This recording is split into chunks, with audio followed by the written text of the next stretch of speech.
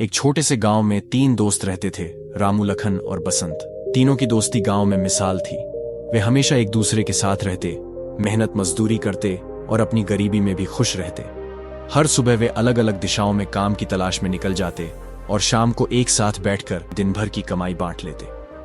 गांव वाले उनकी दोस्ती की मिसाल देते और कहते, जैसे रामू, लखन और बसंत की दोस्ती है, वैसी ही दोस्ती हर किसी को नसीब हो। एक दिन गांव में एक अजनबी व्यक्ति आया। वह धनी दिखने वाला एक व्यापारी था। उसने गांव वालों से पूछा, क्या आप लोगों ने रामू, लखन और बसंत के बारे में सुना है? मैं उनसे मिलना चाहता हूं। गांव वालों ने उसे तीनों दोस्तों का पता बताया। व्यापारी उनके पास पहुंचा और बोला, मेरा नाम राजा सिंह है, मैं हीरों का व्यापारी हूं। मैं तुम तीनों की दोस्ती के बारे में सुनकर यहां आया हूं। राजा सिंह की बातें सुनकर बसंत ने उत्सुकता से पूछा, आप हमारे बारे में कैसे जानते हैं? हमने आपको पहले कभी नहीं देखा। राजा सिंह मुस्कुराए और बोले, तुमने सही कहा, मैं इस गांव में पहली बार आया हूं, लेकिन जैसे ही मैंने तुम तीनों की दोस्ती के बारे में सुना, मैं तुमसे मिलने आ गया। तुम लोग मेहनती और ईमानदार हो। अगर तुम्हारे पास दौलत हो तो तुम अपनी मेहनत से बहुत कुछ हासिल कर सकते हो। इसलिए मैंने सोचा कि क्यों ना तुम्हें एक राज बताऊं जो मेरे सीने में दफन है। इस राज की बदौलत मैंने कभी धन की कमी नहीं देखी। राजा सिंह की बातें सुनकर तीनों दोस्तों का दिल तेजी से धड़कने लगा। उनके मन में तरह तरह के विचार आने लगे। रामू ने पूछा, यह कौन सा राज है?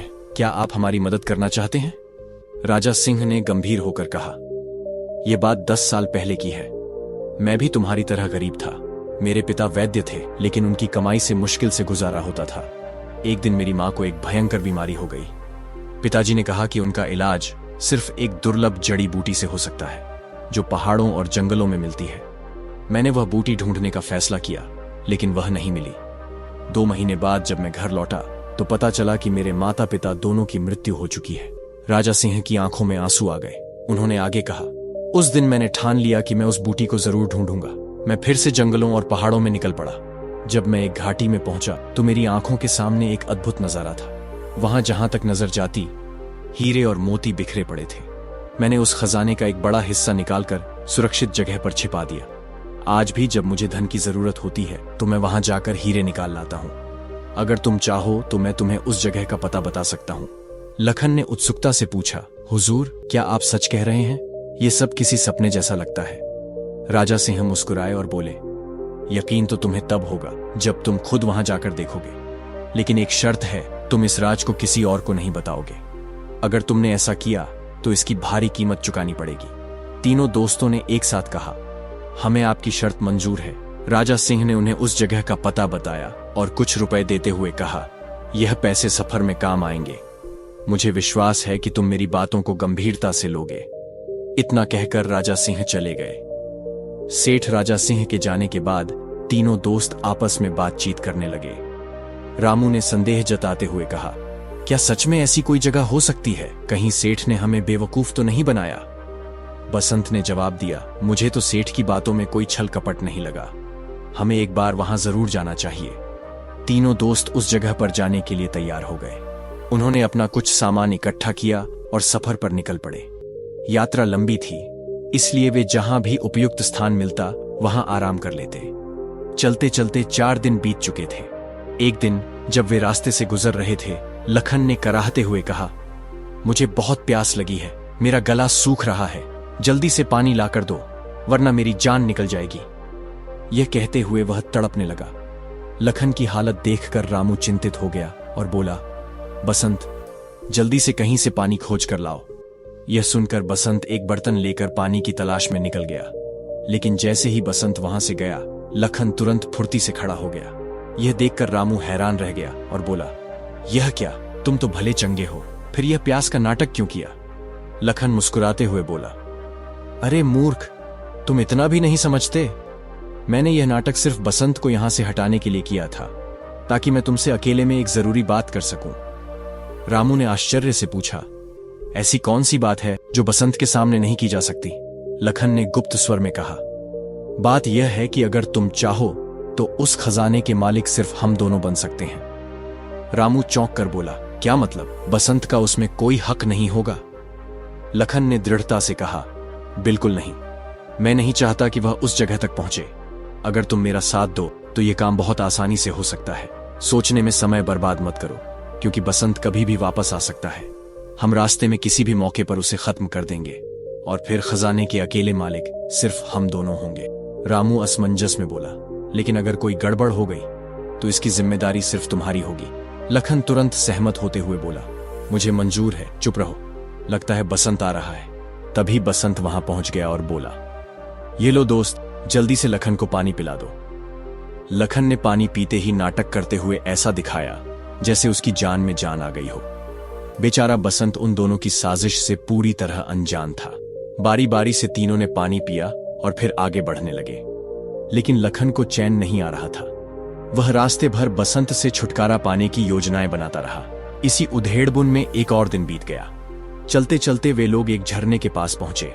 झरना देखकर लखन का मन खुशी से उछल पड़ा। वह सोचने लगा, अगर बसंत को इस झरने के ऊपर से धक्का दे दिया जाए तो उसकी मौत निश्चित है।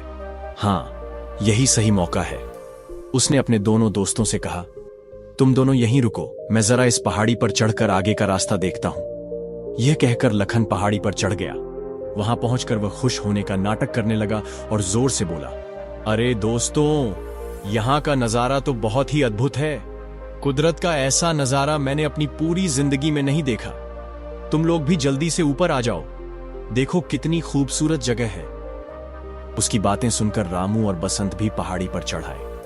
वे भी वहां से कुदरत के इस हसीन नजारे को देखने लगे। जब तीनों दोस्त इस नजारे को देख रहे थे, तभी लखन चुपचाप बसंत के पीछे गया और अचानक उसे जोर से झरने में धक्का दे दिया। झरने में गिरते ही कुछ ही पलों में बसंत आंखों से ओझल हो गया। अपनी योजना पूरी होते ही लखन जोर जोर से हंसने लगा। रामू, जो चुपचाप खड़ा यह सब देख रहा था, कुछ पल के लिए डर और सदमे में था, लेकिन फिर उसने भी लखन के साथ जोर जोर से हंसना शुरू कर दिया। इस तरह उन्होंने बसंत को अपने रास्ते से हटा दिया। अब वे दोनों खुश थे कि मिलने वाले खजाने में सिर्फ वे ही हिस्सेदार होंगे। दूसरी तरफ बसंत झरने से बहता हुआ एक नदी में गिरा। वह पूरी तरह बेहोश हो चुका था। उस जगह से थोड़ी ही दूर पर एक मछुआरा मछलियां पकड़ने के लिए जाल बिछाए बैठा था। वह बार बार जाल डालता, लेकिन उसकी किस्मत में आज मछली पकड़ना नहीं लिखा था। इस बार जब उसने जाल डाला तो उसे जाल कुछ भारी लगा। वह सोचने लगा, लगता है कोई बड़ी और भारी मछली फंस गई है। लेकिन जब उसने जाल खींचा तो यह देखकर उसकी आंखें फटी रह गईं। मछली की जगह एक बेहोश इंसान फंसा हुआ था। मछुआरा हक्का बक्का रह गया और मन ही मन सोचने लगा, अरे यह क्या, मछली की जगह एक इंसान। उसने तुरंत बसंत को बाहर निकाला और उसे होश में लाने की कोशिश करने लगा। फिर बसंत की जान बचाने के लिए वह उसे अपनी झोपड़ी में ले गया। वहां से वह गांव के वैद्य को बुलाकर बसंत का इलाज करवाने लगा। इधर रामू और लखन तेजी से अपनी मंजिल की ओर बढ़ रहे थे। लखन उत्साहित होकर बोला, दोस्त थोड़ा जल्दी करो, हम उस जगह पर पहुंचने ही वाले हैं। सेठ ने जिस जंगल का जिक्र किया था, यही वही जंगल है। इस जंगल के खत्म होते ही वह घाटी हमारे सामने होगी जहां खजाना रखा हुआ है। कुछ देर और चलने के बाद लखन ने कहा, मुझे लगता है हमें यहां थोड़ी देर रुककर आराम कर लेना चाहिए, ताकि हम थकावट दूर कर सकें और खजाने को समेटने के लिए पूरी तरह तैयार रहें। इसके बाद लखन ने पेड़ से कुछ फल तोड़े और वे दोनों फल खाने लगे। थकान के कारण रामू जल्दी ही गहरी नींद में सो गया, जबकि लखन किसी गहरी सोच में डूबा हुआ था। अचानक उसके दिमाग में एक और खतरनाक साजिश जन्म लेने लगी। उसने सोचा, क्यों ना रामू को भी अपने रास्ते से हटा दूं। अगर मैं उसे भी मार दूं तो इस पूरे खजाने का इकलौता मालिक सिर्फ मैं ही बन जाऊंगा। लखन के दिमाग में लालच पूरी तरह घर कर चुका था। उसने सोचा, अगर मैं रामू को इस पेड़ से बांध दूं तो रात के समय जंगली जानवर उसे खा जाएंगे और मुझे कोई रोकने वाला नहीं रहेगा। योजना बनाकर लखन ने गहरी नींद में सोए रामू को चुपचाप पेड़ से कसकर बांध दिया।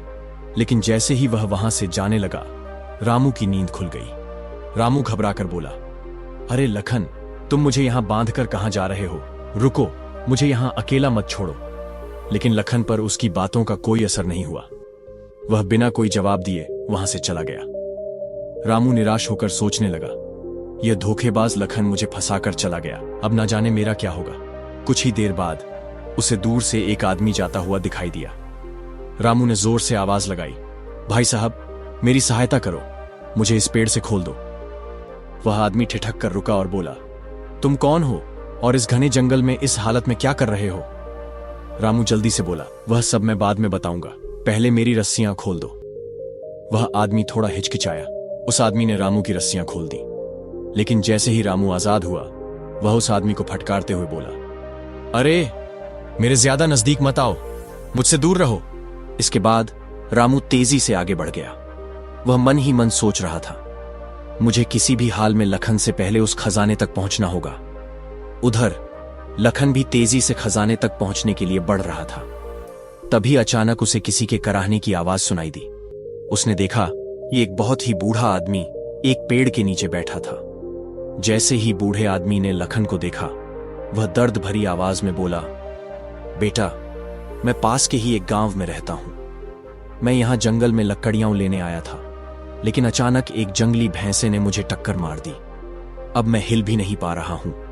क्या तुम मुझे मेरे घर तक पहुंचा दोगे? तुम्हारा मुझ पर बड़ा एहसान होगा। लखन ने उसे घूरते हुए कहा, नहीं, मेरे पास इन फालतू कामों के लिए बिल्कुल भी समय नहीं है। बूढ़े आदमी ने फिर गिड़गिड़ाते हुए कहा, बेटा, मुझ पर रहम करो, इस जंगल में मैं अकेला जिंदा नहीं बचूंगा। लेकिन लखन बेरहमी से बोला, मेरी बला से तुम जियो या मरो, मुझे कोई फर्क नहीं पड़ता। यह कहकर लखन वहां से आगे बढ़ गया। जैसे ही वह जंगल पार कर घाटी में पहुंचा, उसकी आंखें फटी की फटी रह गईं। चारों तरफ ढेर सारे हीरे, मोती और सोने चांदी के सिक्के बिखरे पड़े थे। खजाने को देखते ही लखन खुशी से पागल हो उठा और जोर से चिल्लाया, वाह, अब यह खजाना सिर्फ और सिर्फ मेरा है। इधर रामू भी तेजी से उसी घाटी की ओर बढ़ रहा था। रास्ते में उसे वही बूढ़ा आदमी मिला जो दर्द से कराह रहा था। बूढ़े ने कहा, बेटा, मेरी मदद करो, मेरा घर पास ही है, मुझे वहां तक पहुंचा दो, वरना मैं इस जंगल में मर जाऊंगा। लेकिन रामू ने रूखेपन से कहा, अभी तो मुझे सांस लेने की भी फुर्सत नहीं है और तुम कहते हो कि मैं तुम्हें घर छोड़ दूं? चल बुढ़े, अपना रास्ता देख और मेरा रास्ता छोड़। यह कहकर रामू भी तेजी से घाटी की ओर बढ़ गया। अब वह भी उस जगह पहुंच चुका था जहां खजाना रखा हुआ था। उसने देखा कि लखन बड़े बड़े थैलों में हीरे और मोती भर रहा था। यह देखकर रामू के मन में विचार आया, उस सेठ ने गलत नहीं कहा था, लेकिन पहले मुझे लखन को सबक सिखाना होगा। वह जोर से चिल्लाया, ठहरो लखन, खजाने को तुम हाथ भी नहीं लगा सकते। लखन यह देखकर चौंक गया और बोला, तुम अभी तक जिंदा हो? रामू ने क्रोधित होकर जवाब दिया, तूने तो मुझे मारने के लिए कोई कसर नहीं छोड़ी थी, लेकिन अब मैं तुझे जिंदा नहीं छोड़ूंगा। इसके बाद दोनों दोस्त एक दूसरे की जान के दुश्मन बन गए। दोनों के बीच भयंकर लड़ाई शुरू हो गई। तभी अचानक वहां कुछ नकाबपोश लोग आ गए। इससे पहले कि लखन और रामू कुछ समझ पाते, उन नकाबपोश लोगों ने उन्हें पकड़ लिया और रस्सियों से जकड़ दिया। इसके बाद वे दोनों को अपने साथ ले गए। दूसरी तरफ बसंत मछुआरे के घर में बेहोश पड़ा था। वैद्य के उपचार के कारण 2 दिन बाद उसे होश आ गया। बसंत ने मछुआरे का धन्यवाद करते हुए कहा, दोस्त, तुमने मेरी जान बचाई, इसके लिए मैं सारी जिंदगी तुम्हारा एहसानमंद रहूंगा। लेकिन अब मुझे अपने आगे के सफर पर निकलना होगा। मछुआरे से विदा लेकर बसंत भी घाटी की ओर चल दिया। जब बसंत जंगल में पहुंचा तो अचानक उसे एक दर्द भरी आवाज सुनाई दी। वह रुककर सोचने लगा, यह आवाज किसकी हो सकती है? लगता है कोई मुसीबत में है। उसकी नजर एक आदमी पर पड़ी जो कुष्ठ रोग से पीड़ित था। बसंत ने उससे पूछा, अरे भाई, तुम्हें क्या तकलीफ है? वह आदमी दर्द भरी आवाज में बोला, भाई, मुझसे दूर रहो, मुझे छूना मत, वरना यह भयानक रोग तुम्हें भी लग सकता है। लेकिन बसंत ने सहानुभूति दिखाते हुए कहा, भाई, इंसानियत के नाते मैं ऐसा नहीं कर सकता। ठहरो, मैं तुम्हारे घावों को साफ करके पट्टी बांध देता हूं ताकि तुम्हें थोड़ी राहत मिले। कुष्ठ रोगी भावुक होकर बोला, आज तक मुझसे किसी ने इतनी अच्छी तरह से बात नहीं की। तुम बहुत दयालु हो बेटा, भगवान तुम्हारा भला करे। बसंत ने उसके घावों पर पट्टी बांधी और फिर कहा, बाबा, मुझे कुछ जरूरी काम से आगे जाना है, लेकिन आपकी यह हालत देखकर मेरा मन नहीं मान रहा। अब आप ही बताइए, मैं क्या करूं? बूढ़े ने मुस्कुराते हुए कहा, बेटा, मैं बिल्कुल ठीक हूं। तुम जिस भी काम के लिए जा रहे हो, पहले वह काम पूरा करो। बसंत ने बूढ़े का आशीर्वाद लिया और अपने सफर पर आगे बढ़ गया। अभी बसंत कुछ ही दूर पहुंचा था कि उसने देखा कि एक पेड़ के नीचे एक और बूढ़ा आदमी बैठा हुआ था। बसंत ने पूछा, बाबा, आप यहां अकेले क्या कर रहे हैं? बूढ़े ने दर्द भरी आवाज में कहा, बेटा, मैं पास के ही गांव में रहता हूं, लेकिन एक जंगली भैंसे ने मुझे टक्कर मार दी। अब मैं चल नहीं पा रहा हूं। क्या तुम मुझे मेरे गांव तक पहुंचा सकते हो? बसंत ने सहानुभूति दिखाते हुए कहा, हां बाबा, बिल्कुल, मैं आपकी सहायता करूंगा। बताइए, आपका गांव किस दिशा में है? यह कहकर बसंत ने बूढ़े का हाथ पकड़ा और उसके साथ चल दिया। वे दोनों जंगल से बाहर निकले और उस घाटी में पहुंच गए जहां ढेर सारा खजाना बिखरा पड़ा था। बिखरे हुए हीरे मोती देखकर बसंत हैरान रह गया और बोला, बाबा, क्या आप इस खजाने के बारे में पहले से जानते थे? बूढ़े ने हल्की मुस्कान के साथ जवाब दिया, हां नौजवान, मैं इस खजाने के बारे में पहले से ही जानता था, क्योंकि यह खजाना मैंने ही यहां छुपा कर रखा था। बसंत चौंक गया और बोला, क्या बाबा, आपने यह खजाना यहां छुपाया था? मैं कुछ समझ नहीं पा रहा हूं। आखिर आप क्या कहना चाहते हैं? तब बूढ़े बाबा ने गंभीर स्वर में कहा, बेटा, मैं असल में कोई साधारण बूढ़ा नहीं हूं। मैं पालनपुर राज्य का राजा वीर सिंह हूं। यह कहते हुए बूढ़े ने अपनी नकली दाढ़ी और वृद्ध वेश को त्याग दिया।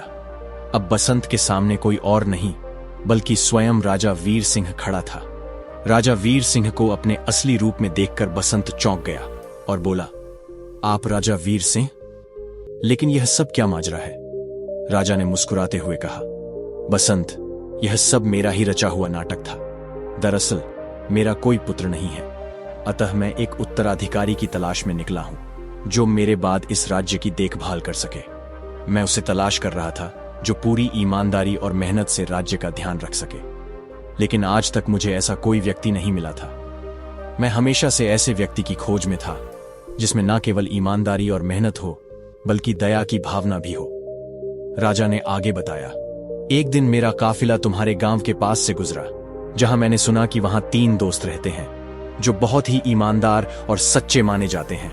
मुझे लगा कि शायद मेरी खोज वहीं पूरी हो सकती है, इसलिए मैंने एक व्यापारी का भेष धारण किया और तुम तीनों से मिलने तुम्हारे गांव आ गया। व्यापारी के रूप में मैंने ही तुम तीनों को इस जगह के बारे में बताया और तुम्हें खजाने की जानकारी दी। यह खजाना भी मैंने ही यहां रखवाया था और इसकी सुरक्षा के लिए मैंने अपने सैनिकों को जंगल में छिपाकर तैनात कर दिया था। मेरा आदेश था कि तुम तीनों के अलावा कोई भी इस खजाने को हाथ न लगा सके। राजा ने आगे कहा, लेकिन जब तुम्हारे दोनों दोस्त यहां पहुंचे तो लालच ने उनकी आंखों पर पर्दा डाल दिया। वे दोनों एक दूसरे के खून के प्यासे हो गए और एक दूसरे को मारने पर उतारू हो गए। इससे पहले कि वे एक दूसरे की जान ले लेते, मेरे सैनिकों ने उन्हें गिरफ्तार कर लिया। वे दोनों अब मेरी कैद में हैं। राजा ने आगे बताया, मैं और मेरे कुछ खास आदमी अलग अलग रूपों में तुम्हारे सामने आते रहे, कभी एक व्यापारी के रूप में, कभी एक बूढ़े बाबा के रूप में, तो कभी एक लाचार कुष्ठ रोगी के रूप में। मैं यह देखना चाहता था कि तुम तीनों में से कौन सबसे दयालु और ईमानदार है। आखिरकार केवल तुम ही मेरी इस परीक्षा में खरे उतरे। तुमने न किसी को धोखा दिया और न ही लालच में पड़े, बल्कि जहां भी जरूरत पड़ी तुमने दूसरों की सहायता की। इसलिए बसंत, आज से मैं तुम्हें अपना उत्तराधिकारी नियुक्त करता हूं। अब से मेरे राज्य की पूरी जिम्मेदारी तुम्हारी होगी। यह सुनकर बसंत हैरान भी था और खुश भी। उसने राजा से कहा, महाराज, मुझे आपका यह प्रस्ताव स्वीकार है, लेकिन मेरे वे दोनों दोस्त कहां हैं? मैं आपसे प्रार्थना करता हूं कि आप उन्हें माफ कर दें और रिहा कर दें। राजा ने बसंत की विनम्रता और दोस्ती की भावना को देखकर कहा, ठीक है बसंत, जैसा तुम चाहते हो वैसा ही होगा। इसके बाद राजा ने रामू और लखन को रिहा कर दिया। वे दोनों शर्मिंदा थे कि उन्होंने बसंत जैसे सच्चे दोस्त को धोखा दिया था। दूसरी तरफ बसंत राजा के साथ महल में चला गया और अब वह राजा का उत्तराधिकारी बन चुका था। उसकी ईमानदारी, मेहनत और दयालुता ने उसे एक नई पहचान दिलाई। अब वह आरामदायक और सम्मानजनक जीवन जी रहा था, जबकि उसके दोनों दोस्त अपने के पर पछता रहे थे। कहानी से सीख, जो इंसान लालच से बचकर सच्चाई, ईमानदारी और दयालुता के मार्ग पर चलता है, वह अंततः जीवन में सफलता और सम्मान पाता है। अगर आपको यह कहानी अच्छी लगी तो वीडियो को लाइक कर दीजिए। कमेंट करना आपका फर्ज है। चैनल को सब्सक्राइब करके हमें सपोर्ट कर दीजिए। फिर मिलते हैं एक नई कहानी के साथ।